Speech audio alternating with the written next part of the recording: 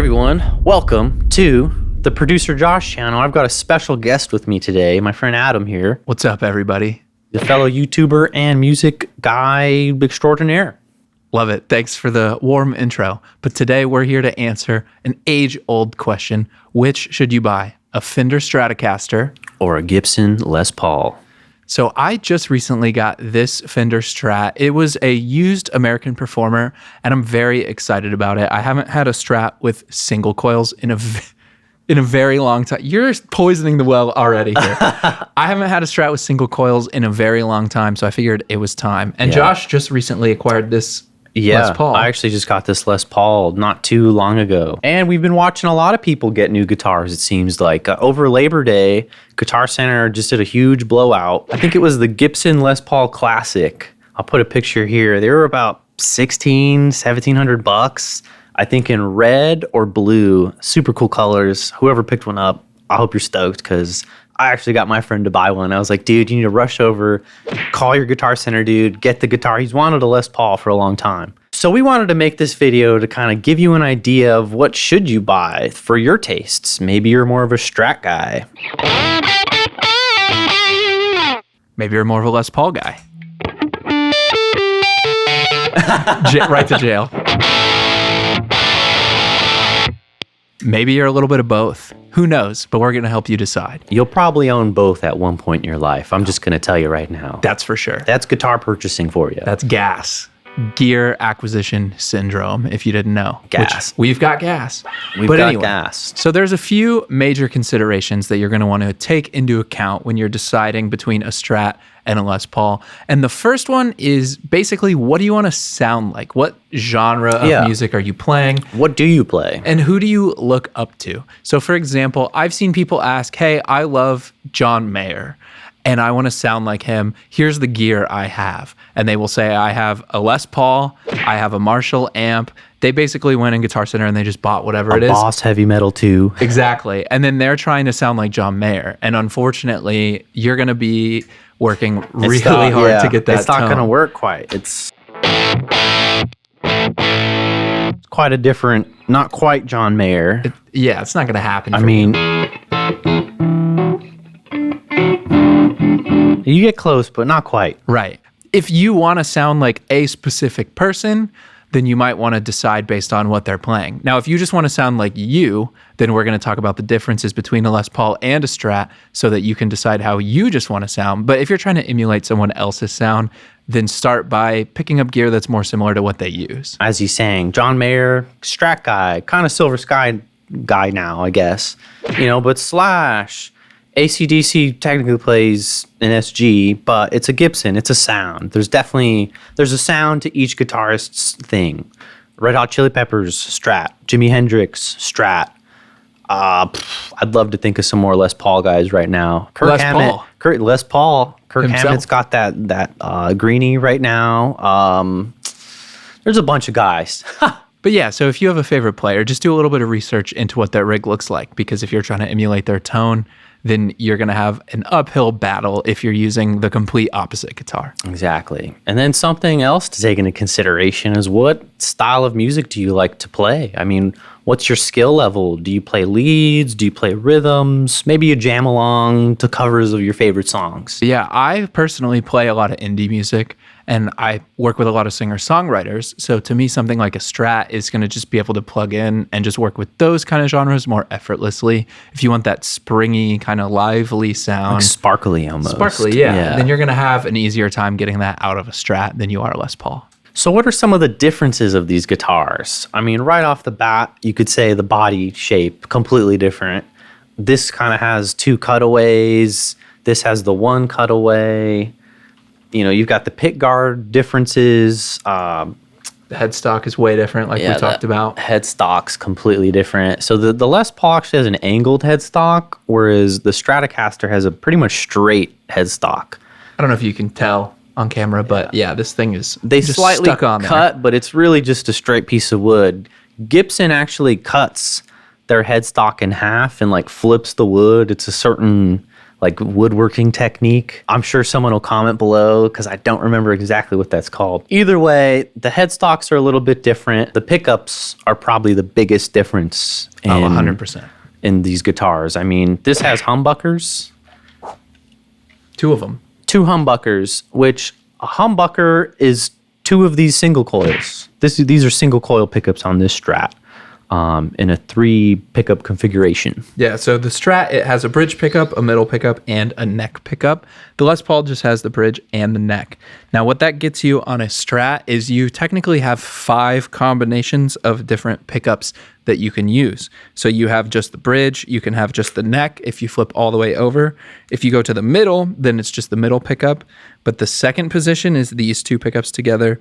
And the fourth is these 2 pickups together. So you have way more options when it comes to tones. It's kind of like a Swiss Army knife is what I like to call the Strats. They really let you do a lot of different things. Because like we said earlier, you can swap these pickups to different things. You can actually put a humbucking pickup in his bridge pickup and get closer to the sound of this Les Paul. That's kind of one of the benefits, I think, of a Strat. Super customizable, aftermarket pick guards, pickup knobs, everything. I mean, really, you could customize a Strat like crazy right now.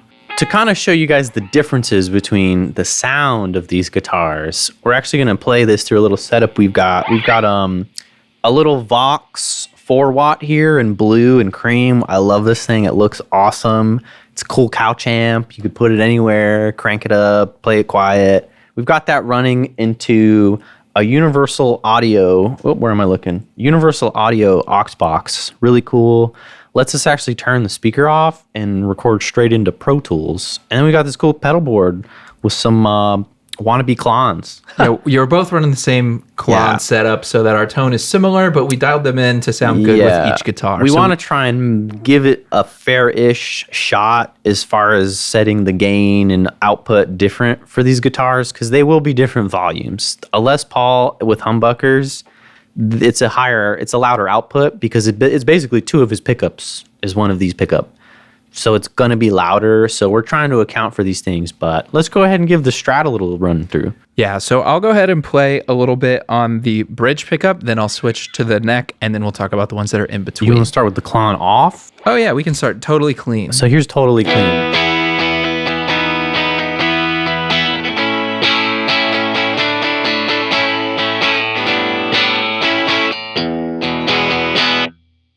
All right, so that's totally clean on the bridge pickup. Now, if I switch to the neck pickup, you can actually hear the difference.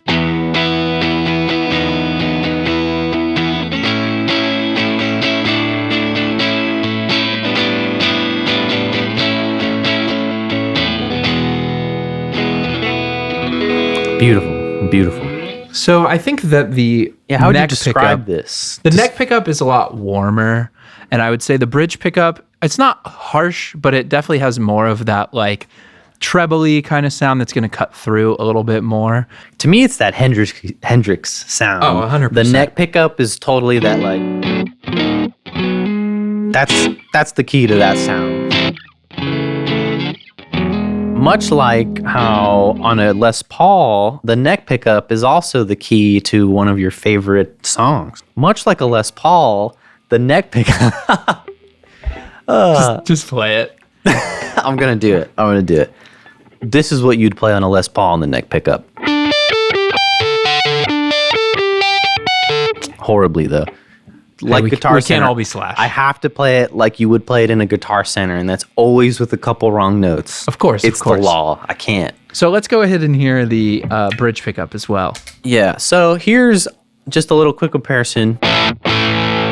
This is no pedal on, just like how he had. You could tell right away. It's distorting already. Like, play yours again. Oh, go to your bridge pickup.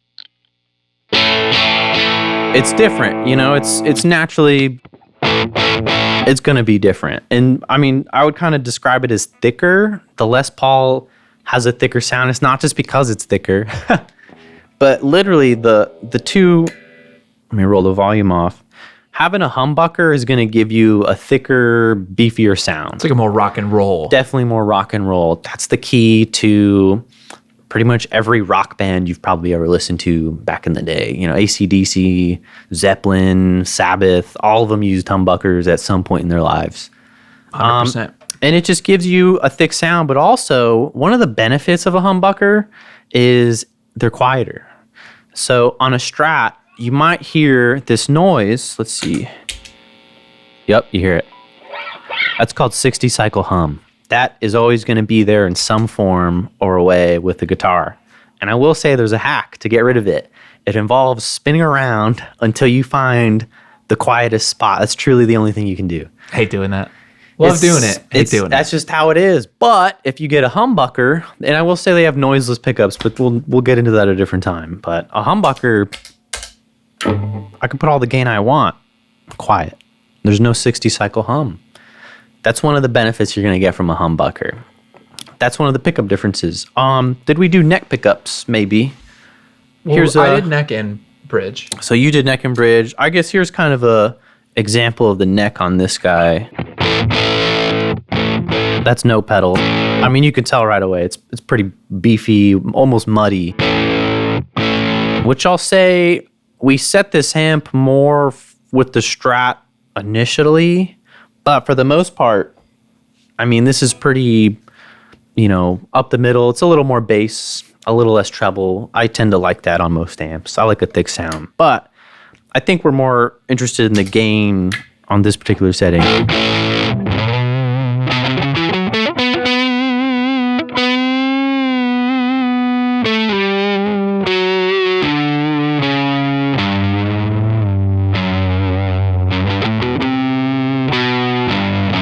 Evil sounding. Yeah. And you get more of like borderline fuzz. It's like fuzz. I mean, there's this, I like to say smoky. Yeah. I feel like a Gibson or a Les Paul neck pickup is like smoky.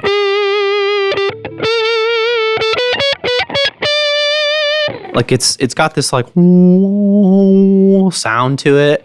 And it's like almost like, what's that Black Magic Woman? Yeah. It almost reminds me of that, Picture a bunch of smoke in the room, cigars or something, and got a glass of whiskey, and you're just doing that for like 10 hours. Like that's a Les Paul neck pickup. 100%. For the most part. Now, one thing that the Strat has that the Les Paul doesn't have is these other two configurations for the second and fourth position, which is going to be the combinations of the middle pickup and whichever other pickup you choose.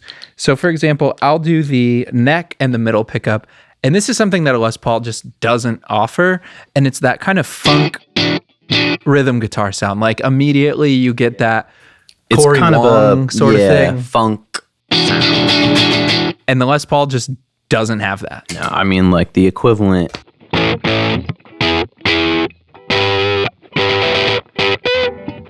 It's not quite the same. Right. But if I go to these pickups, I can sit here and just do.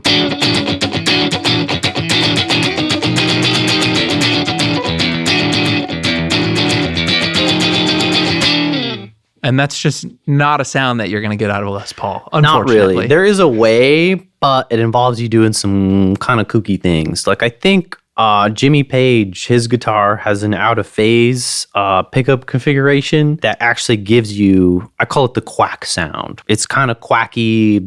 I don't know why they use that word for it, but I get it. It's like a quacky sound, and there's a way to get that from a Les Paul with humbuckers, but it does involve you having to kind of like, I think you can switch around the pickup or you can wire it a different way. There's also push-pull pots. Yeah. There's a bunch of different ways, but off the bat, your standard Les Paul is not going to do funk per se. But yeah, so that's kind of the main differences as far as the sound goes. Now, the construction of the guitars is also very, very different. Very different. So we talked a little bit about the headstock, but also the neck is a big difference. So on this Strat here, I find Strat necks to be extremely comfortable for almost everybody. I've never heard someone say they don't like Strat necks. Now, Les Paul necks, I think some people don't love the profile of them. Yeah, Les Pauls have a lot of different neck profiles for some reason. Yeah, if you've never played one especially. Yeah, if you've never played one, which I'll give you a quick little guide. Basically, the 50s necks are a little bit thicker. It's kind of a medium, I would almost say. A 50s is like the medium neck size. They have specialty stuff like a 58, which is kind of a thicker neck, but it's generally 50s, kind of normal medium, 60s, thinner, a lot thinner. It's almost kind of like a Strat in a way. Like they really thin down the necks in the 60s. They also had smaller frets. I do like those. Yeah. It's they called them fretless wonders. Yeah. That's fun. A lot of them got refretted, sadly. But they were meant, ironically, for jazz. Really? That's the funny part. Like, people played jazz on Les Pauls and Gibsons for a while. Like, I mean, it's kind of, I would almost say they started on a lot of jazz with some of those hollow bodies. Oh, 100%. But yeah, so the necks are very, very different. Yeah, different feels. Now, the headstock fragility that we could talk about with a Les Paul. Arguable. A Strat is... Allegedly. No, I think Strats, Telecasters, any Fender neck. I've never had a Fender neck break in my life. I'll say this, it's maple right off the bat. This is a harder wood than a Gibson. But it's also the design, shape of it. Yeah. So if you dropped a Les Paul... Like this. No. The first part of the guitar that's going to hit the ground is right here. This Probably, bad boy. yeah. If you drop a Strat, you're going to hit the neck plate. It's going to hit. The tuners are going to hit. But the neck is not going to... Yeah, if you don't see Kurt Cobain slamming his guitar a Gibson, you see him slamming Fenders. Right. You have to be more careful with a Les Paul, I will say. I think you truly do. But these are also kind of expensive to begin with. I mean, I'd like to think you're careful with most things you spend a decent amount of money on. You're not wrong. Your car, if you buy a nice flat screen TV, I've been seeing cat videos where they let the cats like paw at the TV. And I don't know, man, if I had like a $1,000 flat screen, I don't think I want my cat slapping the TV. You're not wrong. But I don't know. But hey, fragility, say this. It's a thing. In the studio, I did have an artist break a Les Paul neck once. Really? Because they just bumped it. And did you beat them up? And you know what's funny? It fell strings down and this. Still broke. Now I've heard that happen. It was wild. It's definitely something to the design. I actually made a video, which I'll link above or below, about Gibsons and some of the complaints people have with them. And one of them is definitely the neck. But to come in Gibson's defense, they're trying to build guitars like they did in the 50s, because a lot of the purists and traditionals that bark pretty loudly want something built like how it was back in the day. But there's flaws. I 100%. mean, they came up with this design a long time ago. So could they have improved it by now? Sure, but they might piss off a lot of people. I think we all remember the robot tuners. Like that. Oh, man, dude. The robot tuners is a whole video. I had to literally take those off of every guitar in the guitar store. Really? Because they just wouldn't sell? They wouldn't sell, and they told us, go ahead and just swap them all. We'll pay for all the tuners. Just get them off and sell the guitars. And they sold after we took them off. They didn't want them. I never tried it, but I could see it being nice in the studio. They were cool. And you're in tune? Yeah. I'll say this. Something you'll see when buying any of these guitars is there's a lot of gimmicks, you know? I mean, they'll try and sell you on a lot of things. There's a lot of marketing mumbo jumbo out there, and we're just, musicians. I work in the studio. I've been working with a platinum producer, Billboard Records. This guy's been getting songs in Netflix and all kinds of TV shows, Like, we're in a certain world of the music industry. We're not necessarily like playing live, but we're the other guys that play in studios a lot. Maybe you do play some shows that I don't know about. Adam's got a lot of history. You should check out his channel. I'm going to link it. We're actually going to do a video, which we'll talk about later. What I will say about it though is, in the studio, either one of these guitars is the best that it can be at its thing. They're tools. They're different tools. Yeah, so it's hard to say you should not buy a Les Paul because it stinks. I'm not going to say that. This is more so, do you need this tool perchance, or do you need that tool perchance? What suits your needs? It's all about what are your needs. And I think that's what we're trying to kind of answer here is, the things we've been talking about, the feel differences. There is a price differential here. The sound differences, color options even. Fenders come in a lot of cool colors. Strats, Tellies, all of them. They come in a variety of colors. Gibson's starting to do more. This is one of the wildest ones you'll see. And it comes at the price tag for that. But for me, I'm buying a guitar for a certain reason too. And I think you really got to ask yourself, why are you buying this guitar? I look at my guitars as investments personally.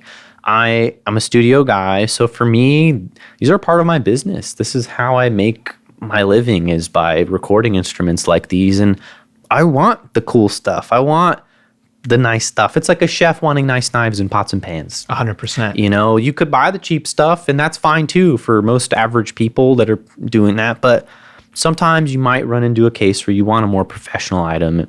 And that's kind of where you might spend more money on the higher lines of these guitars. But they all still have the same attributes: sounds, pickups, qualities, woods. And I will say this too.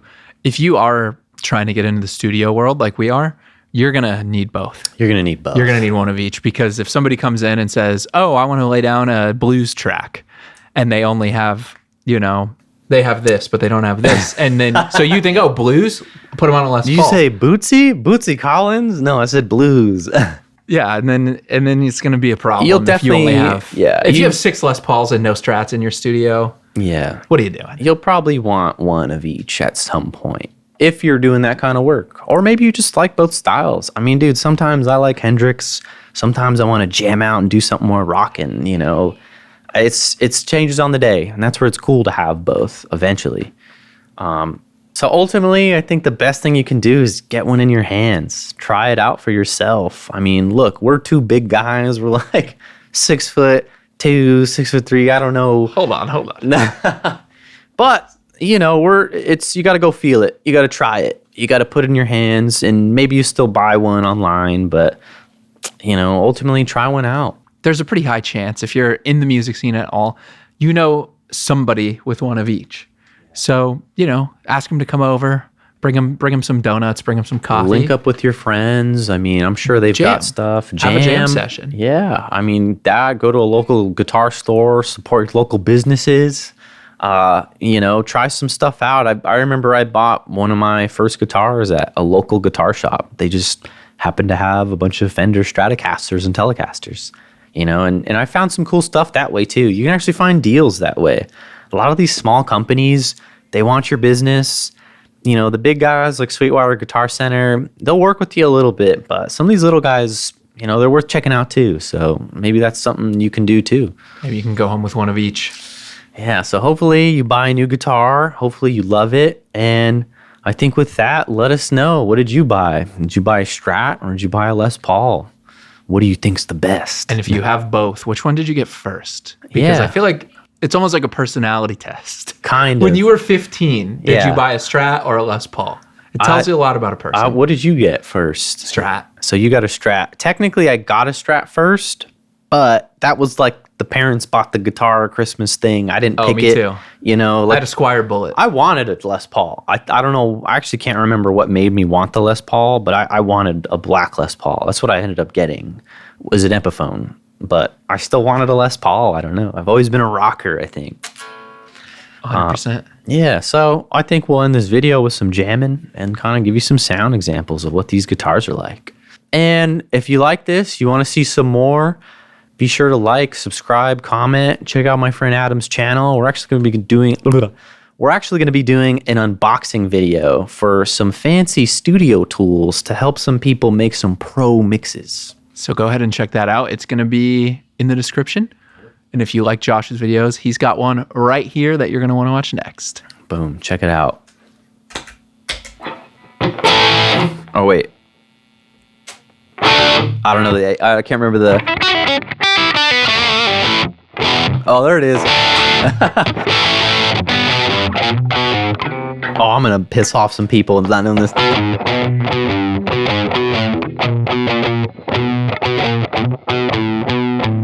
Maybe you should play this one.